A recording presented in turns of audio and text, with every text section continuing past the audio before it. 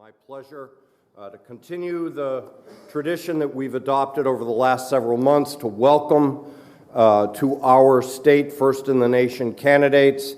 And so without further ado, it is my pleasure to recognize Robert Kennedy Jr.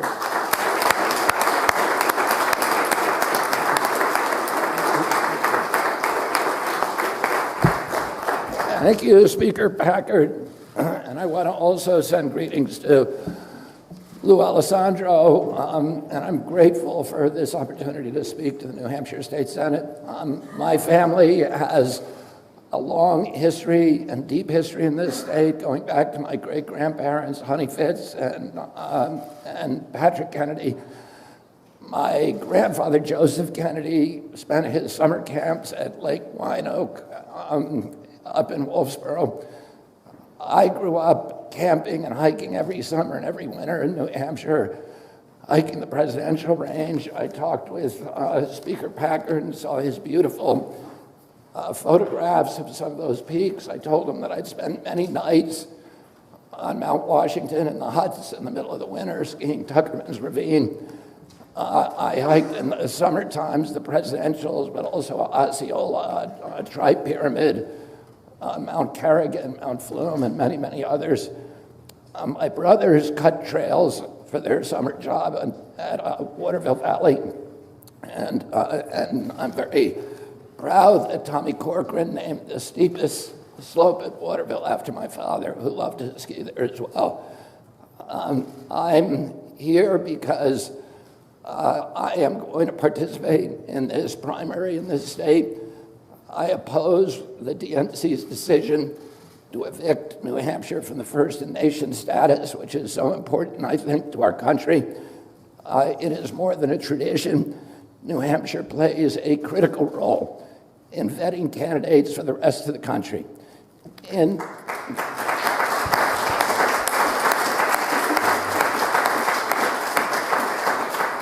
other parts of the United States, the states are content with having politicians come in with money that they've gotten from billionaires and carpet bombing the state from 30,000 feet with advertising, or staging occasionally rallies that are heavily orchestrated, where the crowds are heavily screened and they're kind of a kabuki theater of democracy.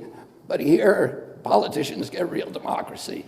They encounter people, they have to go to the hair salons, the barber shops, the diners, the gas stations. They have to talk to the 80-year-old lady who reads the Financial Times and The Economist every week and ask them a question and a follow-up question and another follow-up question that they will never get from CNN. They will never get it from the New York Times even. And it's retail politics. And they are vetting our candidates the same way that they would vet a city council candidate or a local mayor.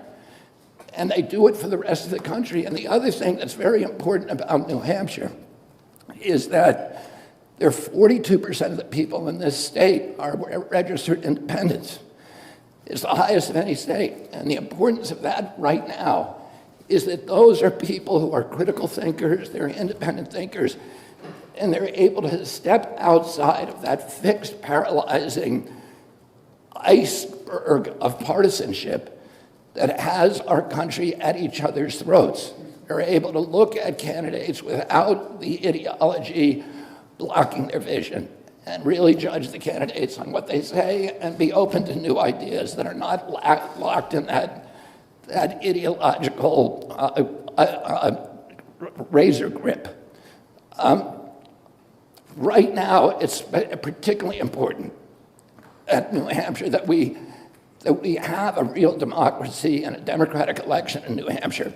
There's so many Americans who believe that the system now is rigged, the economic system, but also the political system, that the elections are fixed.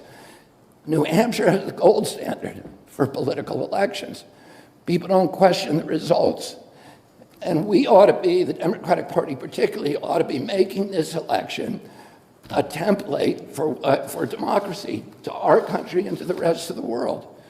And say, we're going to have a real democracy where candidates meet human beings, are questioned by them, have town halls, and deal with all of the difficulties of retail politics.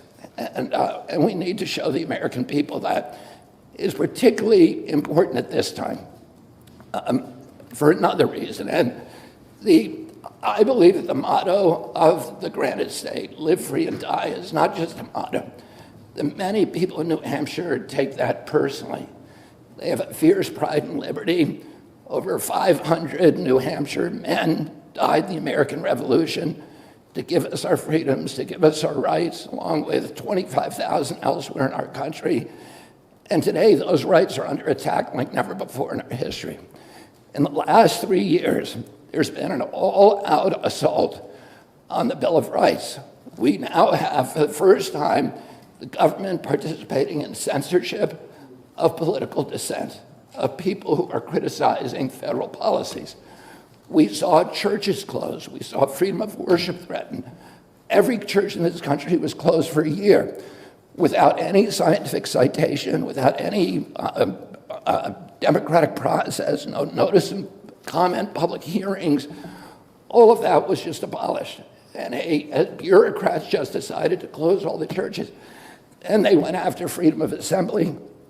They shut down. They said, we have to social distance.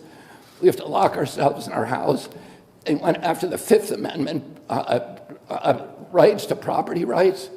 They closed down 3.3 million businesses in this country with no due process, no just compensation, and went after the Fourth Amendment guarantees against warrantless searches and seizures with all this intrusive government track and trace surveillance, and Americans had to show their medical records before leaving their homes or entering a public building. And they abolished jury trials for whole classes of defendants. So for the people in the pharmaceutical industry or the medical cartel, no matter how grievous your injury, no matter how negligent their conduct or reckless, Americans could not sue them for the redress.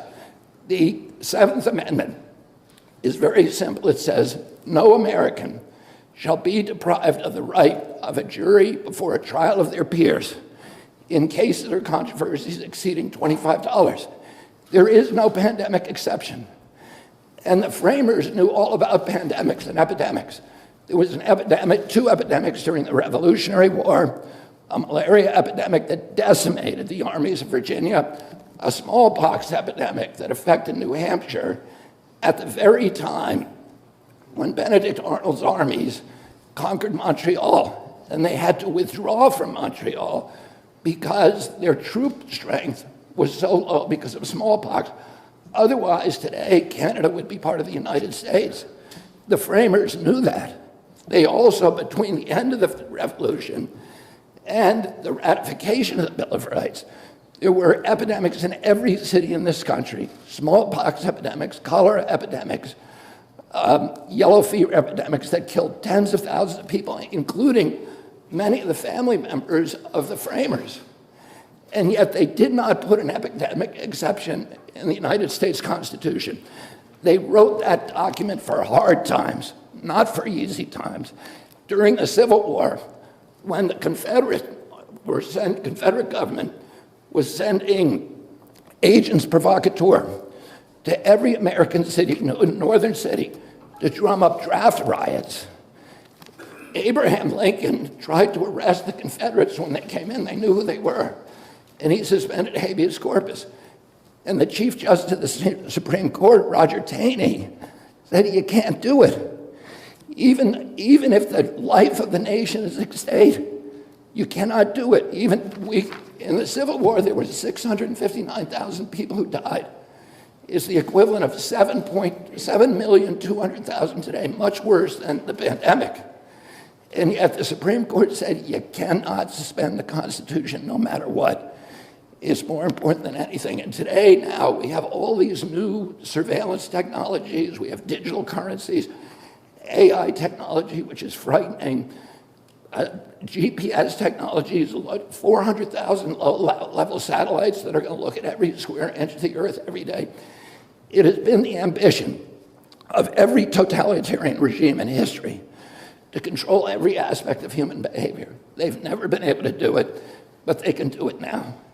And it's so important that we counter that threat by strengthening and fortifying our democratic institutions, not weakening them. And that begins with the Bill of Rights, and it includes the New Hampshire primary. And I want to tell you, I'm going to be in this state fighting to win every vote I can in New Hampshire, Republican, Democratic, and Independent. And when I'm elected president and I'm head of the Democratic Party, I'm going to pour concrete on the notion that New Hampshire is first in the nation. Thank you very much.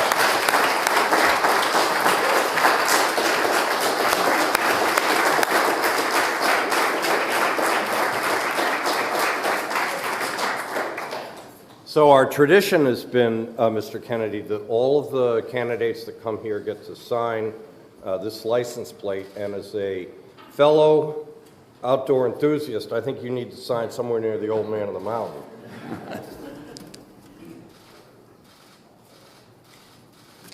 Thank you, Speaker Packard, and thank you all. Now, one more thing. It sounds like, from our conversation, that you've been to many of these places too. So for all of the other presidential candidates, I've said, here's a Jeb Bradley calendar.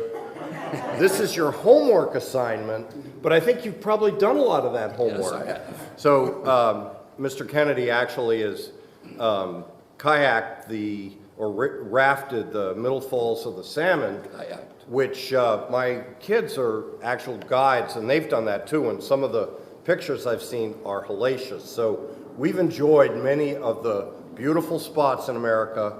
One of the pictures in here, Landscape Arch, the June picture, you've been to, I've been to in Moab. So thank you very much for being in New Hampshire, and please enjoy our state and its hospitality.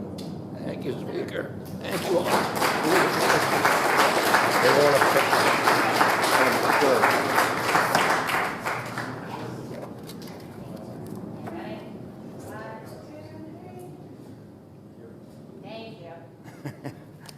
And here's the calendar for your cousin, Patrick. Okay, thank you. Thank you, Speaker.